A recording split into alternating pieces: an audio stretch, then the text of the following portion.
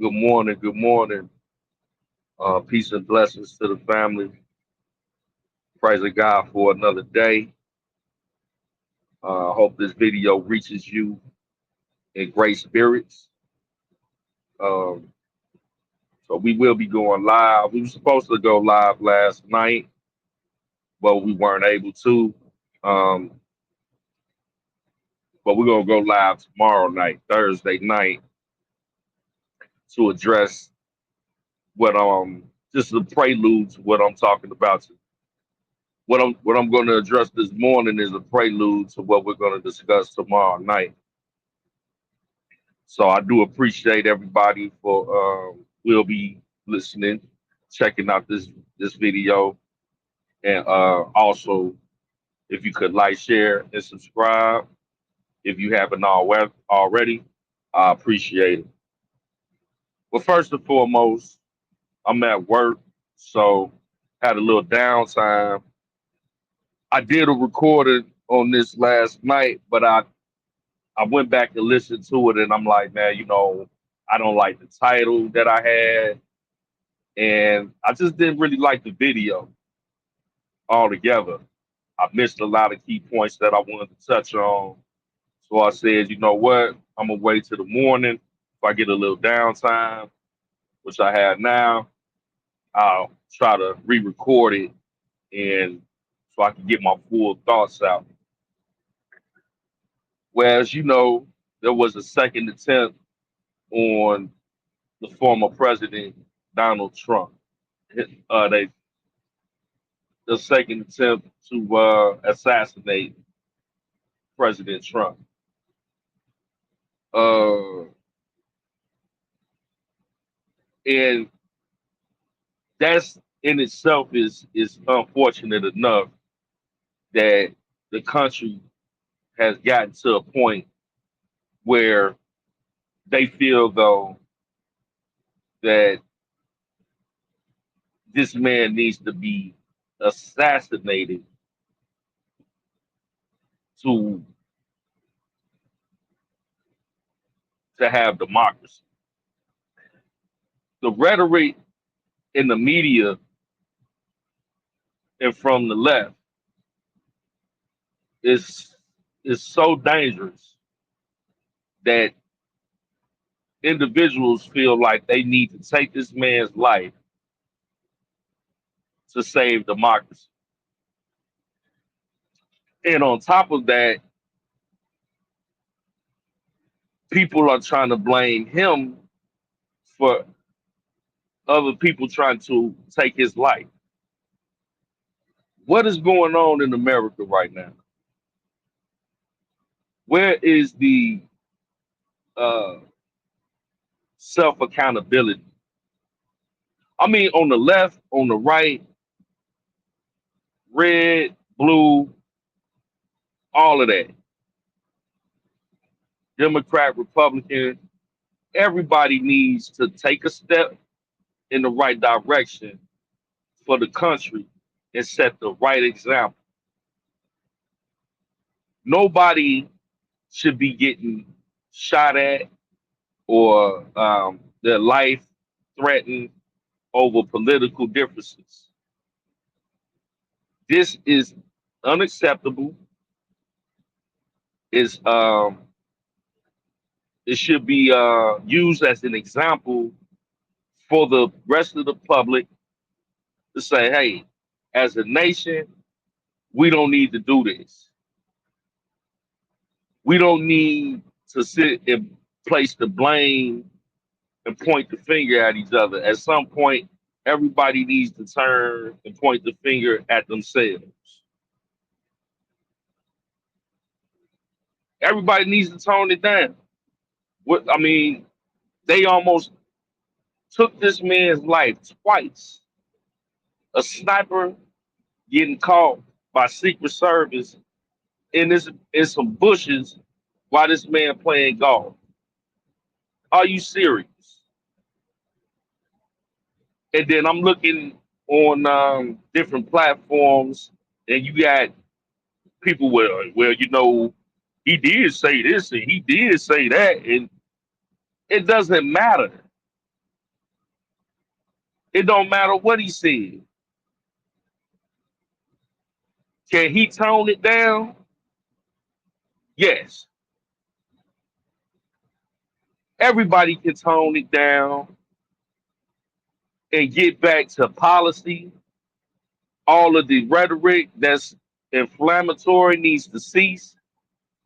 Everybody that is, involved in this election are grown adults that are on television that I'm seeing. I mean, y'all act like this is some game banging stuff, but I guess, hey, that's what this country was built on. Knock it off, people. Knock it off.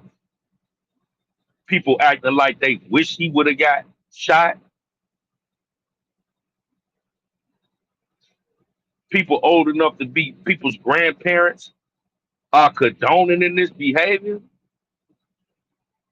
At some point, somebody has to have a sense of decency within themselves to say, hey, this is what we not gonna promote. This is not a great representation of our country. It is an embarrassment that we have a former president, whether how you feel about him, to have a former president consistently being targeted in our country is a sign of weakness, not of bravado. Ain't nothing cool about this, man.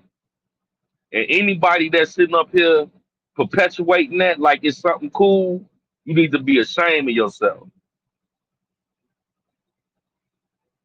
Let's tune it down. Let's get back to what matters, and that's building a better America. We got so many different issues in this country right now. Regardless of who you rolling with politically, let's be more responsible with our rhetoric. Media, mainstream media, where's your journalistic integrity? You're inciting the riot. You're inciting violence when you spew this rhetoric. Let's be more responsible. If it was Joe Biden or Kamala Harris, I would say the same exact thing. Everybody needs to take a step back and gather themselves because this is unacceptable. Now, with that being said, I want to pivot a little bit and talk about Sean Puffy Combs. Uh, he has been, as you know, arrested, charged, and arrested, and also denied bond. Racketeering Rico charges, Rico racketeering, sex trafficking, man act. Very unfortunate to see another black man, regardless of how you feel about him, love him, hate him, like him, dislike him. It's hard. It's difficult to see another successful black man fall victim to the judicial system after they have built their career for over 30 years, and to see another falling star is disheartening. Um, but what I will say is this: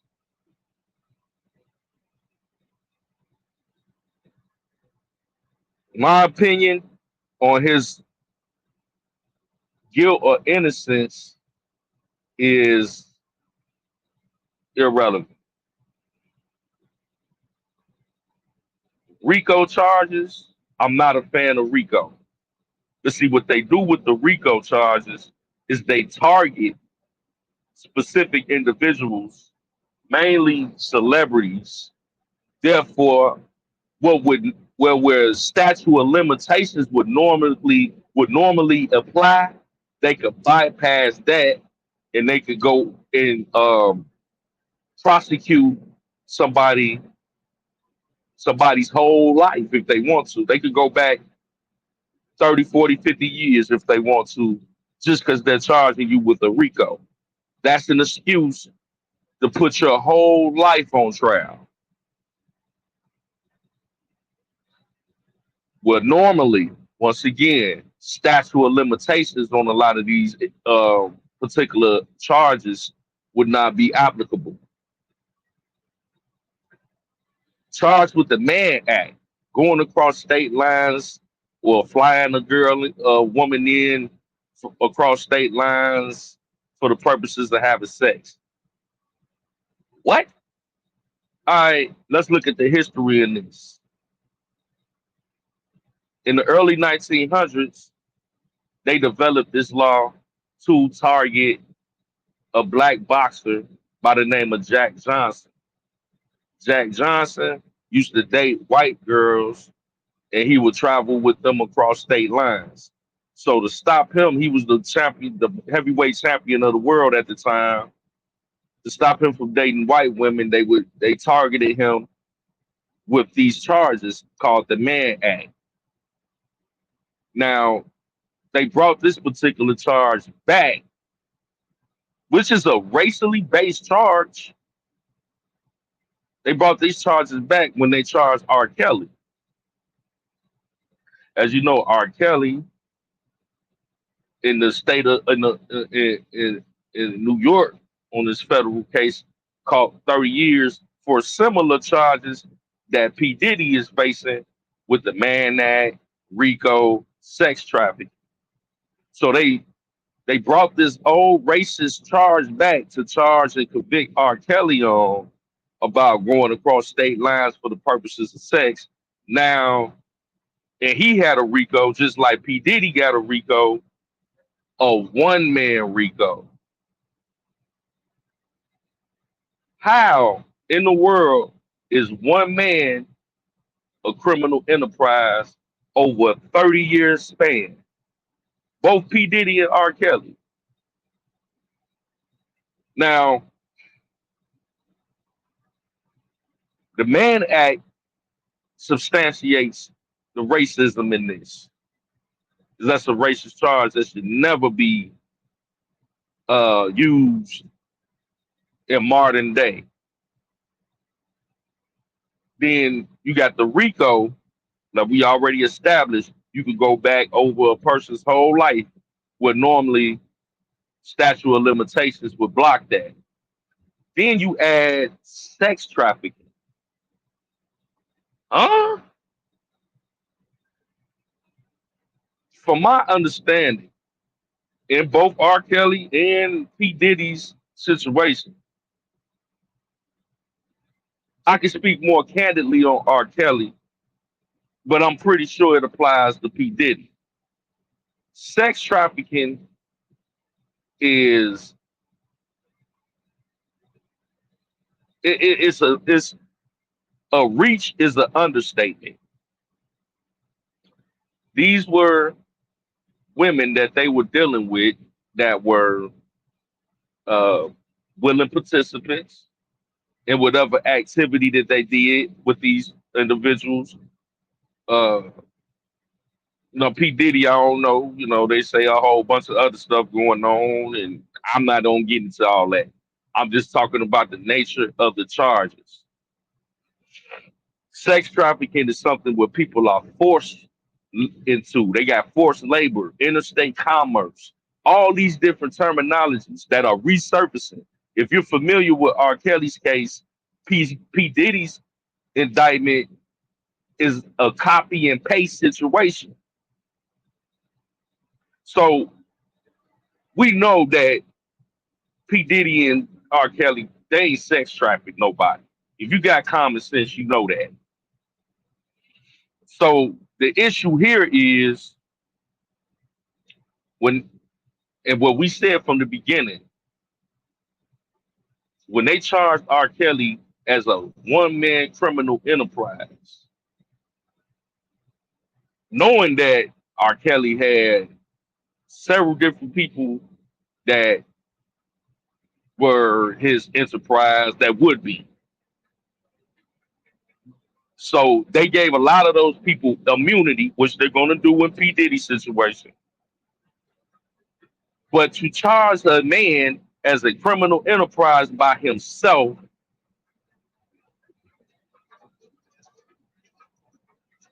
we said that 5 years ago. They gonna use this R. Kelly case to target other celebrities as a one-man enterprise, criminal enterprise. And P. Diddy is not gonna be the only one that they gonna come at with this unfair, unjust charge. They use R. Kelly as the blueprint. They developed a formula and they copy and paste. I mean, if you read the indictment, all they you could just take R. Kelly name and insert P. Diddy name on majority of that indictment. People, this is gonna be very, very dangerous. Cause see, all they charging these people with is being a celebrity living a rock star lifestyle, dealing with multiple different women. That's what a lot of celebrities do. They go, they live on the road, so yeah, they going across state lines. So going across state lines is what makes it federal. So when they go across state lines, they come with these sex trafficking charges. This is not by definition sex trafficking. Regardless if you think these people are innocent or guilty, the charges are bogus and they're dangerous to the society because if they can go back and prosecute a man for his whole life, going past the statute of limitations, you talking about a man that's in his 50s. A lot of stuff you charged him back 30 years ago, how can you defend that?